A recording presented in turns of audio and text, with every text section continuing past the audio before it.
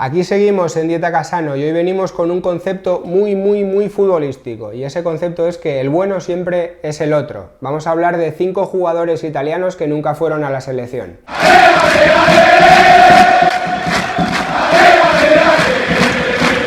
Ya sabéis, suscribiros al canal, le dais al botón, le dais a la campanita para recibir todas las casanatas y para que no pasen cosas malas, como por ejemplo ser aficionado de la Roma y perder casi siempre el Scudetto o cualquier final a la que vayas. Esta gente de la Roma seguramente que no está suscrita a Dieta Casano.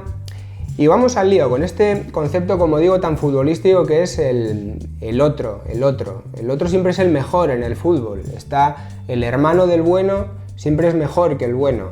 El que nunca llega a debutar en el primer equipo siempre parecía una estrella, ¿no? Siempre el mejor de la quinta del buitre era Pardeza, el mejor de la Masía era no sé quién, siempre flota en el aura del aficionado esos futbolistas que tenían mucho talento y por alguna cosa, por alguna razón se truncó un poco su carrera y no llegaron a cumplir todas las expectativas. La figura del otro, la del futbolista que era muy bueno y pudo llegar, debió llegar y no llegó, seguramente porque su sitio se lo quitaron otros, abunda mucho en países o en naciones donde el nivel futbolístico es alto, como en Italia, y en la selección italiana esto ha ocurrido en muchísimas ocasiones, sobre todo en todos los puestos, ¿no? Porque Italia ha dado grandes defensas, pero yo me voy a fijar sobre todo en los jugadores de ataque, en los trecuartistas, la gente que decide cómo juega el equipo, y en los delanteros, que siempre parece que son los futbolistas que despiertan más este tipo de sensaciones, ¿no? Debería haber ido a la selección y finalmente no fue. Y ya advierto que este vídeo es café para los muy cafeteros, porque me he basado un poco en mis gustos personales. Seguramente todos estos futbolistas de los que voy a hablar está claro que merecerían por lo menos alguna convocatoria con la selección, pero son bastante oscuros. Hablamos de jugadores que piensan el juego, que lo construyen, y tengo que hablar de uno de mis favoritos, que es Eugenio Corini, mito absoluto en el Chievo Verona y mito absoluto en el Palermo. Eugenio Corini le llamaban el genio, por cierto, aquí no se rompieron mucho la cabeza para el mote los italianos, Eugenio el genio, parece el nombre de un humorista. Y Corini es el clásico futbolista que pudo ser más, ¿no? Él jugó en la cantera del Brescia, rápidamente lo fichó la Juventus, y es cierto que aunque jugó muchos partidos en la Juventus, no de titular por supuesto, todavía con pelo, Eugenio Corini, que luego se caracterizó por la absoluta rotundidad de su calva. Ya digo, Eugenio Corini llegó a tener cierto protagonismo en la Juventus, pero bueno, era muy joven y no cuajó, y a partir de ahí empezó un periplo por un montón de equipos menores, siempre dejando muestras del pedazo de centrocampista que era. Era un hombre, pues bueno, capaz de jugar balón corto, jugar en largo, siempre haciendo gala de mucha técnica y de una sutileza a la hora de golpear el balón, sobre todo en los tiros libres, tremenda. Y lo cierto que la oportunidad de ir a la selección le llegó a Eugenio Corini casi al final de su carrera, y como digo, siempre en equipos menores, con lo cual siempre pues tienes que hacer más, ¿no? Parece que jugando en estos equipos un futbolista tiene que hacer muchísimo más para llegar a la selección, y a Corini yo le recuerdo saliéndose literalmente en el Chievo Verona y siendo candidato a acudir al Mundial de Corea y Japón. Había bastante clamor en Italia porque Corini fuera al Mundial de Corea y Japón, pero claro, había gente como Totti, Del Piero y tantos centrocampistas, con lo cual pues bueno, pasar la criba en aquel equipo era complicado. Pero recuerdo una pancarta que siempre estaba en el Bentegodi en Verona, en los aficionados del Chievo, que además estuvo ahí durante muchas jornadas, que rezaba Corini coreano. Todo el mundo pedía que Corini fuera a la selección, y esto lo secundaba mucha gente de Italia, pues bueno, porque el Chievo es un equipo pues muy pequeño, de un barrio de Verona, y que en cierto modo a mucha gente le caía simpático, y como no, Eugenio Corini, un futbolista de muchísima calidad que gustaba a todo el mundo. Vamos con dos delanteros, dos bomber, dos jugadores de los que ya os he hablado en otra ocasión, en aquel vídeo que hablamos de bomber de provincia. Recordáis que hice un repaso por estos jugadores que juegan normalmente en realidades pequeñas de fútbol italiano, pero que meten goles a expuertas, y estos dos pues son Dario Hübner y Igor Proti, el zar. Estos dos futbolistas yo creo que merecieron ir a la selección en algún momento.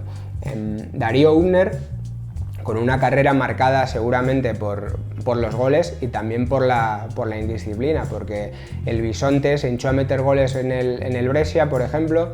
En otros equipos de más nombre como el Milan pues no tuvo recorrido, y sobre todo Darío Unner, su figura está ligada al tabaco, un poco como en la cultura popular del fútbol italiano, un poco como Prosinecki en España.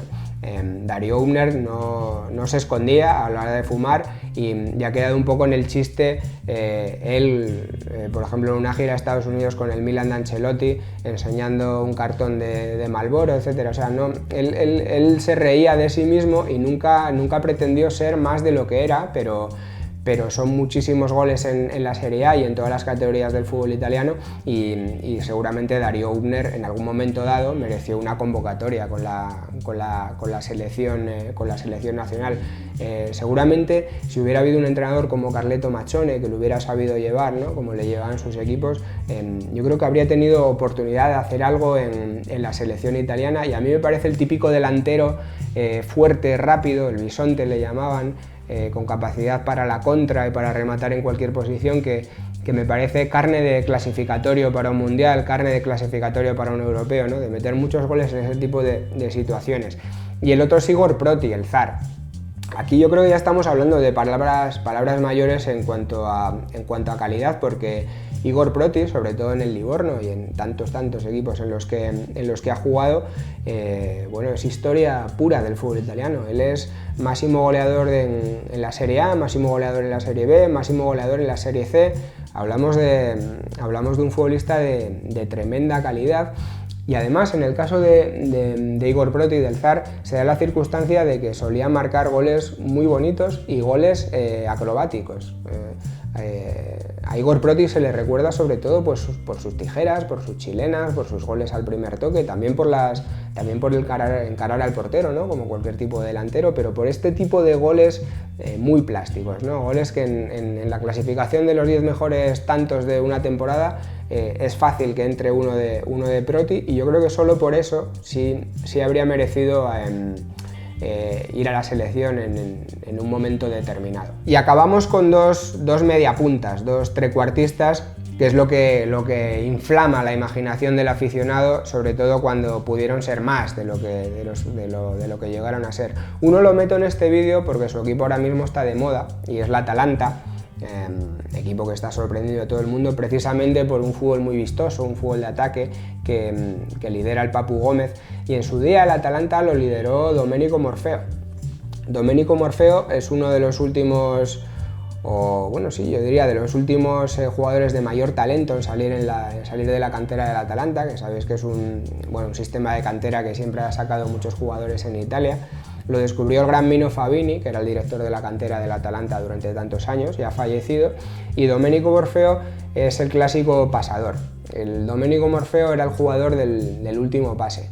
Tuvo experiencias no solo en el Atalanta, sino en un montón de equipos de Italia, algunos de mucho renombre, como la Fiorentina. Sin embargo, nunca llegó a jugar en la selección italiana. Y de verdad, poneros un vídeo de Domenico Morfeo, años 90, principios de años 2000, porque todo lo que hace es con tremenda calidad, incluso con demasiada suficiencia. Yo creo que ese carácter de Domenico Morfeo, de ir sobrado por la vida, le perjudicó en muchas ocasiones. También evidentemente que en su puesto Italia siempre lleva grandes jugadores, ¿no?, como Del Piero, como Totti, volvemos a repetir, y como tantos otros, pero la calidad con la que hacía los pases Domenico Morfeo, la habilidad que tenía para marcar goles de tiro libre, y bueno, el físico, un hombre también potente, le hacía candidato a estar en la selección italiana, sobre todo porque yo le veo como casi el rey de la asistencia, del último pase, y esos jugadores siempre merecen algo más. Y el último jugador en esta lista es seguramente el menos conocido para el público español, seguramente. Yo de hecho le he descubierto más tarde, en su momento. El equipo donde jugaba Francesco Coccia, Chicho Coccia, que era la Regina, no tenía, es verdad que es un equipo con poca difusión, pero más adelante, y siempre leyendo sobre fútbol italiano y viendo vídeos, te das cuenta de la tremenda calidad que tenía Chicho Coccia en una Regina donde también, por ejemplo, jugó jugadores de tanta calidad como Nakamura. Pero Pero para hablar de Coccia, pues bueno, hablamos de un futbolista que le perdió el temperamento, seguramente, le perdió de estar en equipos más grandes y por supuesto en la selección italiana, pero durante algunas épocas con la Reggina, un equipo muy menor dentro del panorama del fútbol italiano y además un equipo del sur, con lo que siempre tienen bastante más difícil acceder a los jugadores que valen dinero y por tanto a los títulos. Él daba clases absolutas de buen fútbol, media punta, constructor del juego, siempre una clase tremenda, sobre todo a la hora de pasar al balón y también a la hora de llegar a puerta, pero Chicho Coccia se convirtió en uno de estos pequeños héroes, jugadores de culto, ¿no? Lo mismo que hay los bomber, la figura del bomber para los delanteros, debería haber una figura como la de Coccia para los mediapuntas, porque de verdad que dio clases magistrales de buen fútbol y yo muchas veces pensando en él y salvando mucho las distancias, pienso en Mathieu Le Tissier.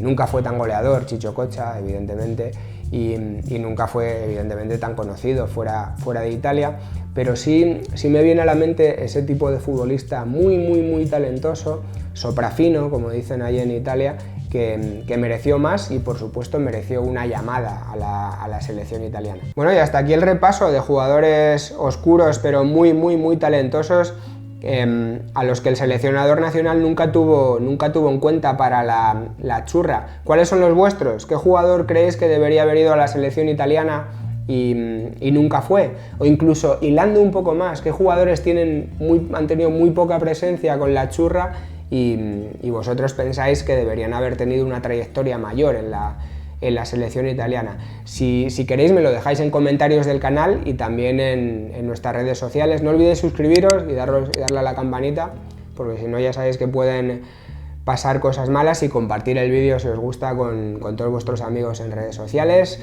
Y mientras tanto solo me queda despedirme con un forza, saluti a tutti, bacioni, arrivederci, un forte in bocca al lupo e a presto Pino.